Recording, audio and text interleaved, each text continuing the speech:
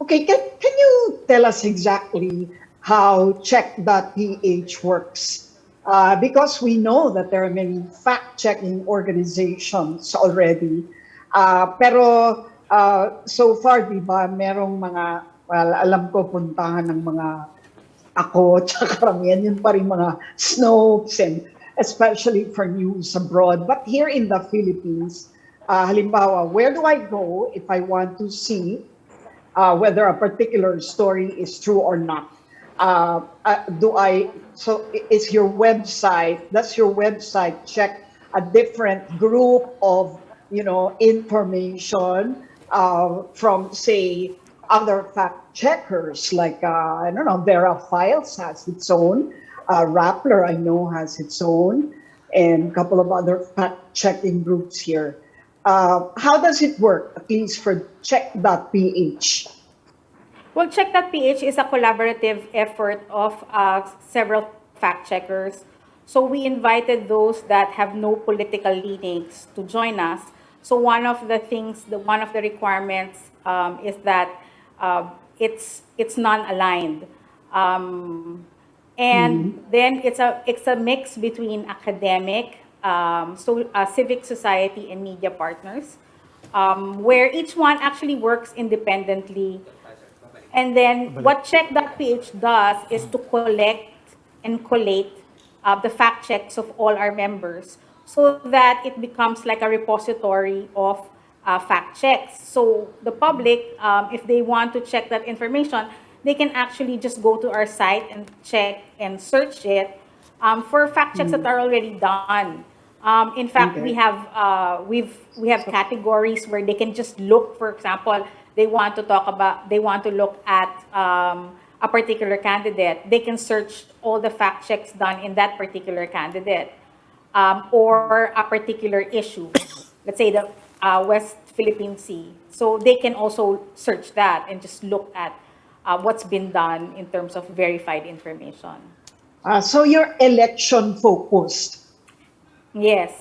Check.ph Uh-huh. only looks at election-related fact checks. So when we started in 2019, we only existed during a month after elections.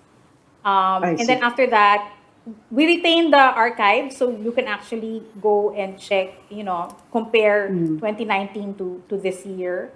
And we're doing the same this year. So we're gonna basically only look at election-related posts. What's the indicator for that? Yeah. That things are improving?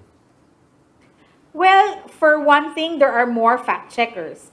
When we were starting Check.PH in 2019, we still had to convince newsrooms that fact checking was now something that should be ordinary in any run of the newsroom, of in any school, that they should have something like this.